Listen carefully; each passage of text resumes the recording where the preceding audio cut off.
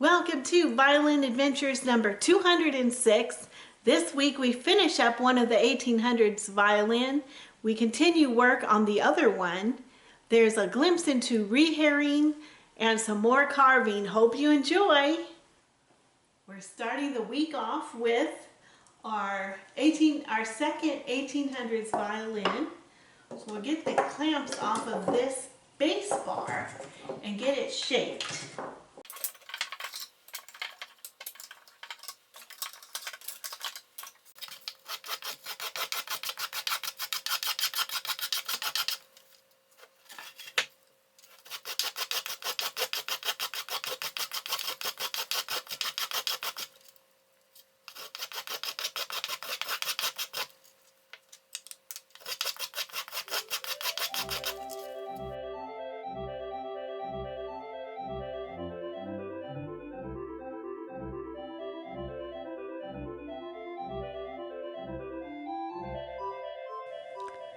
The bass bar is finished.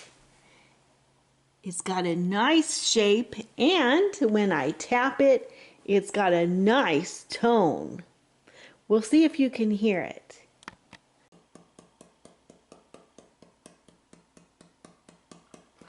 Well, there is tone in this top now. I also hear a tiny little buzz. So I'll be looking for that, but in the meantime, we need to cleat the old cracks in this violin.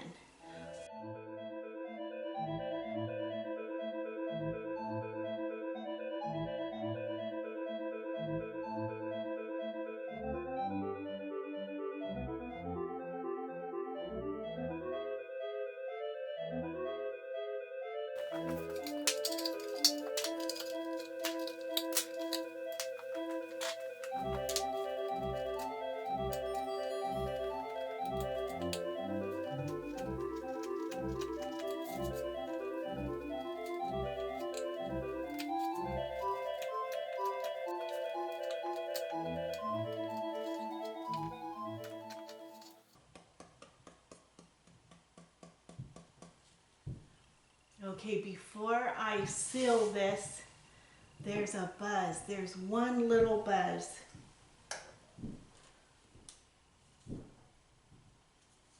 There's a little tiny piece of wood that was loose.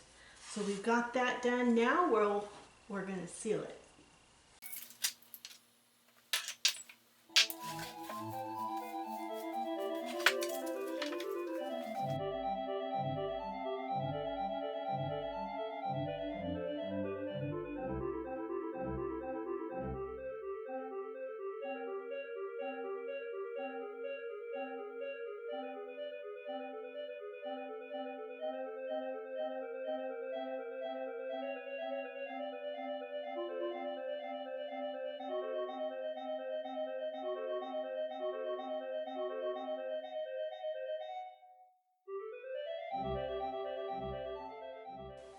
Okay, we're going to get this violin set up and see what it sounds like.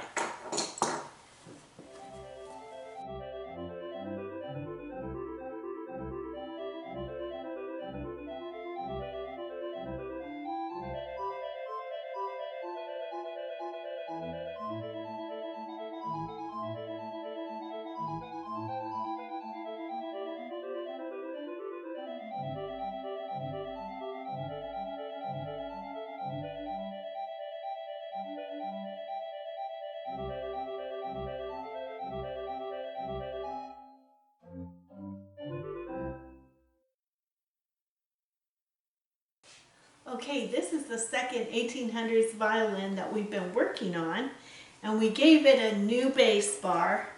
We recleated the cracks, new bridge and new sound post. We still have the old strings on it, and we're just going to check it out and see how it sounds.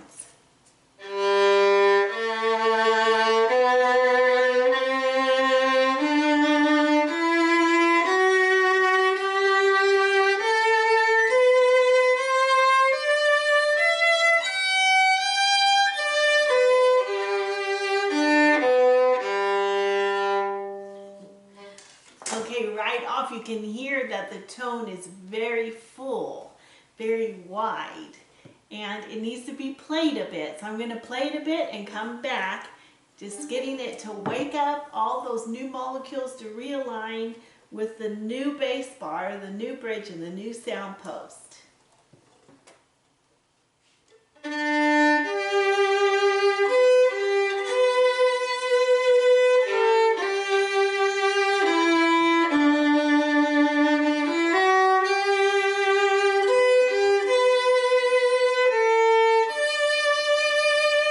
Okay, so I like the full sound. I think I need a little more volume and a little more life. So I'm going to make a couple little adjustments and we'll see if we can improve it even more.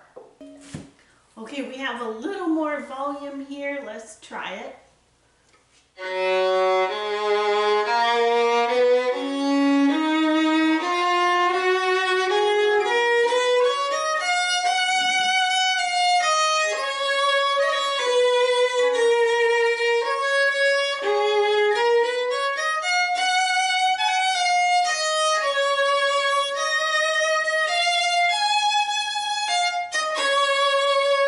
Okay, it's starting to really ring and pick up.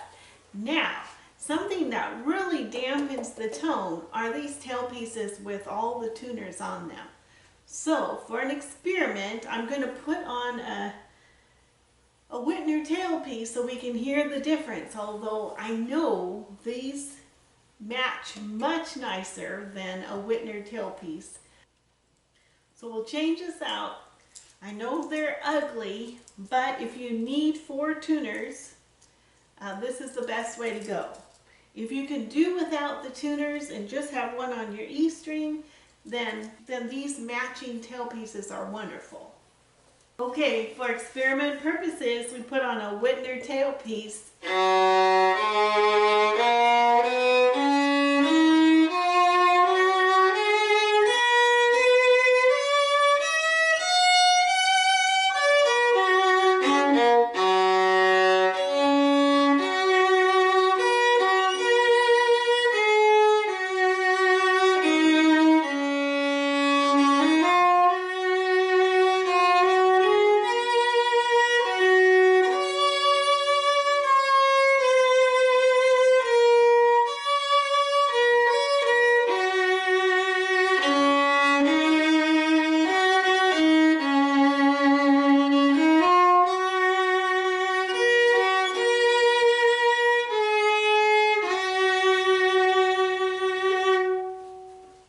So it's quite a bit louder. It just frees it up to vibrate more. The tailpiece is just really important. Okay, here's our violin, and I took off the Whitner tailpiece, and we took off the tuners of our sandalwood tailpiece, and we're going to try it with just the E tuner on, and let's hear the difference.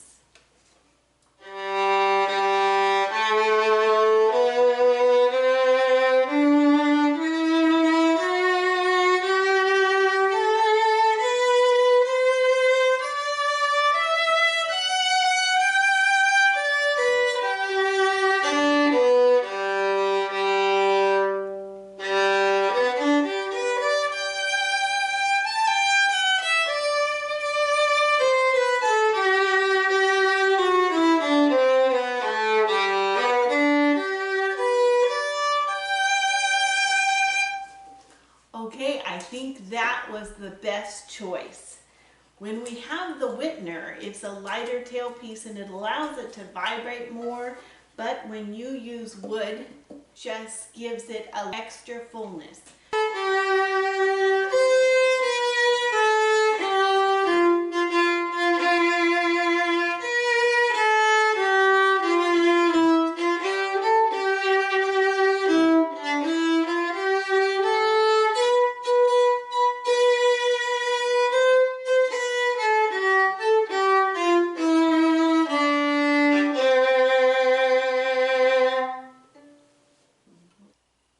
Okay, I haven't been completely satisfied with the tone yet.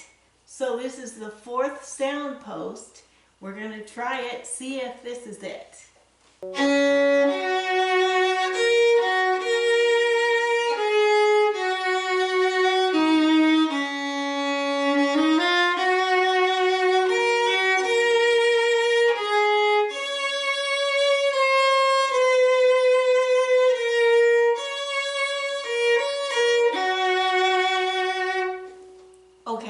much more lively.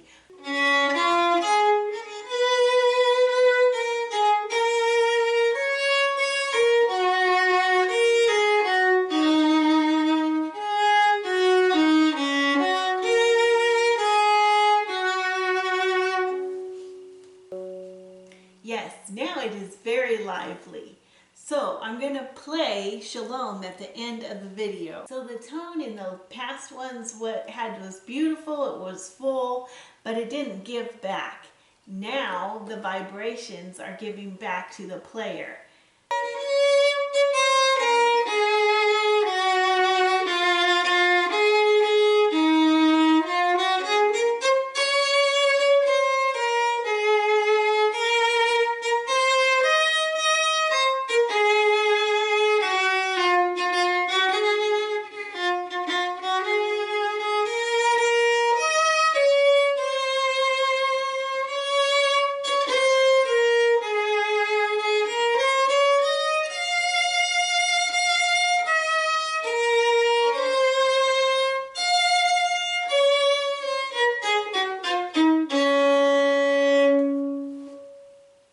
A glimpse into a rehair. Okay, rehairing a bow. I want to show you the hardest parts of rehairing a bow, and it usually happens on the cheaper the bow, the harder it is to rehair, and the more expensive the bow, the easiest it is to rehair. On a very cheap bow, when they're manufactured, instead of fitting a good fitting block, they just glob it with glue from a hot glue gun and push it in there. And so when we go to rehair it, first of all, we've got to clean out all that glue. And then you're not supposed to have glue in your bow. You're supposed to be able to fit each piece so that it pushes against the hair and everything stays in.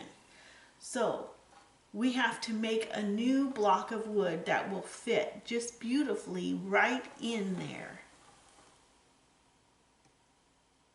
And just enough room for the hair. So that takes me a while. The other thing on really cheap bows is getting the ferrule off of the frog. But this can sometimes take hours just to get the ferrule off, because they're not really made to be rehaired. They're just made to get out the door and make some money. I heated up the ferrule and it came off. Now, once you get inside the frog, there's another piece of wood that sits in this little tiny hole here.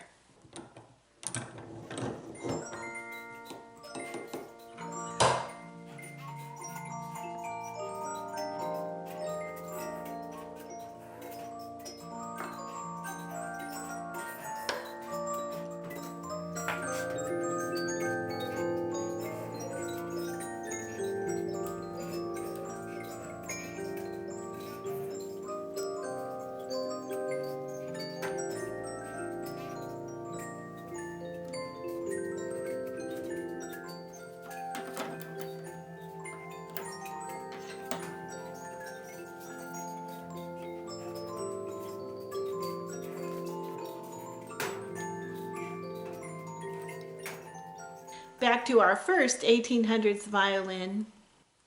Okay, this is our first 1800s violin that we're working on in the last few weeks.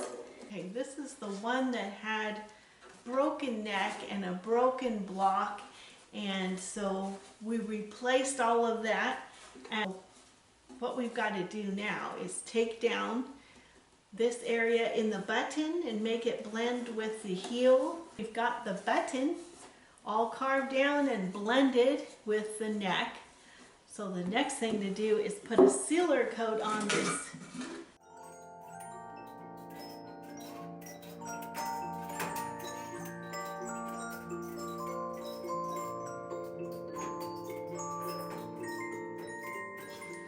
Okay, that's a nice looking scroll. You can see the flame in there. It's very nice. All right, we're gonna make up some varnish here, put some color in it, and get this to match the rest of the body of the violin.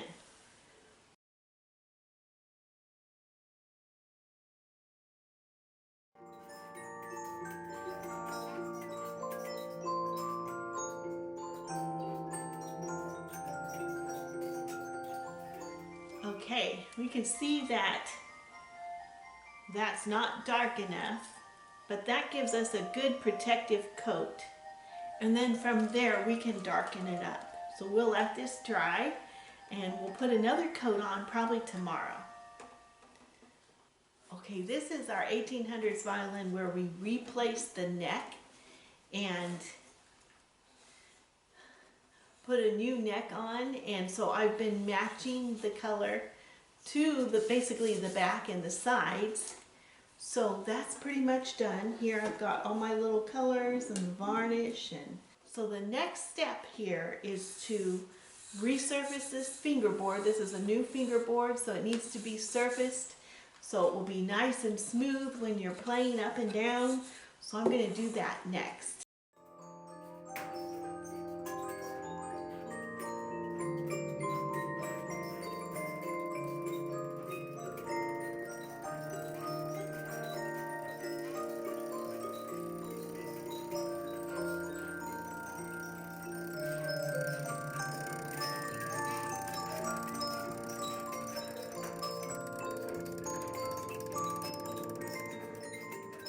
Time for a story. All right, we're ready to finish up the life of Jacob Stainer. We're reading out of Violins and Violinists by Franz Varga. And the last thing we read was that Jacob Stainer was given a title that said, since the quality and experience in violin making of his faithful and dear Stainer had been greatly praised to His Majesty. This, however, was the last encouraging message Stainer ever received, and from now on one stroke of bad luck followed another. It began with another summons to court the following year. Hubner sued him for the rest of his debt, which Stainer had not been able to pay, plus all sorts of expenses, making the new claim almost as high as the original one. Stainer replied that he felt himself to be the victim of a swindler, and he was. That he had already paid part of the debt and that the claimant had deceived him. The court decided in Stainer's favor, but left it to Hubner to collect the rest of the debt in Hall if he could prove that his claim was justified. The next blow soon followed. This was Stainer's conflict with the Episcopal consistory at Brixen. It was the period of the Counter-Reformation. Lutheran publications and books were offered to the foreign merchants in Hall, and informers were on the lookout. Stainer was charged with having bought such publications and with having made heretical speeches. The clerical court sentenced him and his friend Jacob Mehringer to abjure in public, and to do penance, clad in haircloth, each with a scourge and a burning candle in his hands. The accused appealed against this sentence. It can be assumed that their offense was only trifling, for the civil court protected them and dropped the charge. Scourge, candle, and haircloth ceased to threaten the two friends, but when the Lutheran books were publicly burnt in Hall, they were asked to abjure their alleged heresy. They refused, and as a result they were arrested by order of the city judge Johann Vischer. Prison could not break Stainer's spirit. He was refused release to complete a violin for the Bavarian monastery and was told scornfully that he could do this job in jail. After a year's imprisonment, his alleged sins appears to have been purged and he was released. But he was not allowed to enjoy his liberty, for he was made to feel that, through his quarrel with the church, he had lost the sympathy of the civil authorities, and he was deprived of his titles. In the meantime, Hubner had again sued him, this time at the court of Kirchdorf, and the debt had grown again through interest and costs. The upper Austrian judges, who were rather aristocratic and in constant opposition to the Tyrolean authorities, made their decision as spiteful as possible. The court at Hall should collect Stainer's debt, and if they failed to do so, the first citizen of Hall to come to the next fair at Lines would be arrested in Stainer's place to discharge it for him. Thus Stainer had no choice but to pay Hubner's debt to the last penny, which deprived him of all he could call his own. His health had suffered badly in prison, and the persecution from all quarters, of which he had been the victim, had made him a worried and discouraged man. He was unable to work properly, and this made him sink deeper and deeper into debt and misery. It was little help that he received 79 florins from the Archbishop of Salzburg for a gamba and 2 violins, for as he had to feed about a dozen people, there was not much left over for himself. To make things still worse, there was his father-in-law's old debt, which he had guaranteed to pay when he married. As he could not meet with this obligation, Count Albert Fugger, the owner of the salt works in Hall, sued him for the money. By order of the court, all his instruments were taken away from him, and, still worse, all his tools as well. In his despair, Stainer appealed to the emperor, but the latter refused to help him, as Stainer had made himself suspect of heresy. This negative decision was delivered to Stainer on the 1st of March, 1678. It was the final blow. He became raving mad, and his family had no choice but to keep him constantly tied up. After 5 years of this subhuman existence, death delivered him from his sufferings in 1683. The day and month of his death are unknown. In 1842, however, a memorial tablet was erected on the wall of the church in Absen, stating that Stainer died on the Friday after, as a result of the war with the Turks, the death of the master, whose fame was to spread all over the world, several decades later passed unnoticed.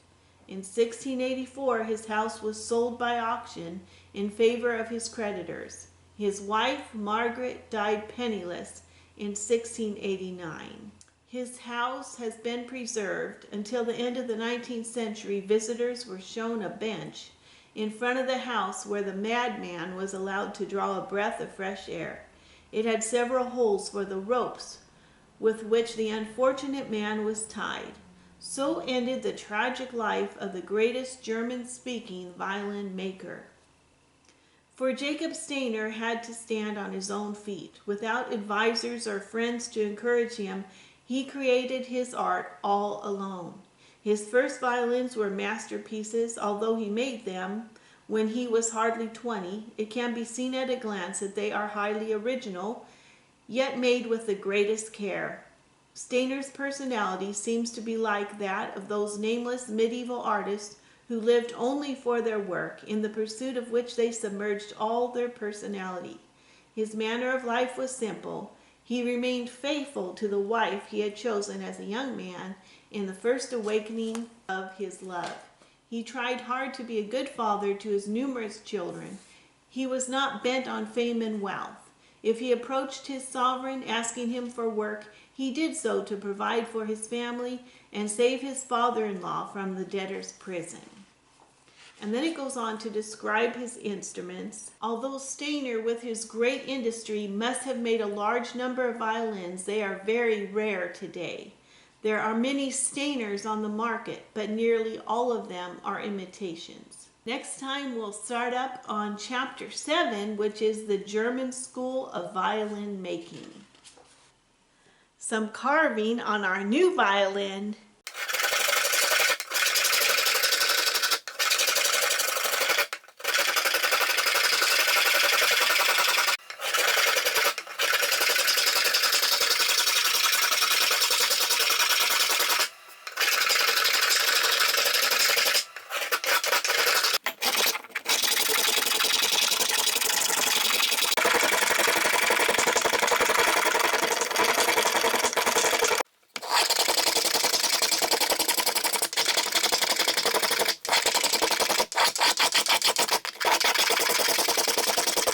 Freddie wants to chat. Hi, I'm Freddie, and my friend Mr. Timothy Winters, he sent me 2 pictures of his library. It's a very nice library with lots of sets of books. commentary sets, encyclopedias. And he said that he likes to pray in this room too. So it's like his sanctuary.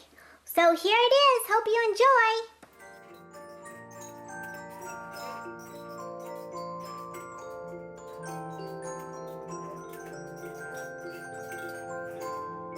Thank you for sending in those pictures. And don't forget to send me pictures of what you're working on. Okay, bye. The Hebrew Minute. Vayedu ki ata shimcha Hashem levadecha elyon al kol haaretz. And they will know that you, whose name is Hashem or Jehovah, alone are the Most High over all the earth. If you know where this is found, please leave it in the comments below. It's a very calm Friday afternoon. You can see the colors of the leaves are changing, and a lot of leaves are falling down. But let's go in and see what's going on in the shop. Here in the shop you can see our Appalachian mountain right there. Look at that, it's starting to grow. And here's what it's looking up close. I've gotten it down quite a bit. I'll go around the edges again just to get it down a little bit more before we turn it over. Here's our 1800s violin that we just finished this week, and it's going to be going home to its owner. And here's our violin with the new neck that's put in there. And it looks like next week we can get this set up and on its way too. And over here at the bow station, we have 2 bows that need to be rehaired. Thank you so much for watching. Thank you for your wonderful comments and your thumbs up. Thank you to the new subscribers. And until next time, bye.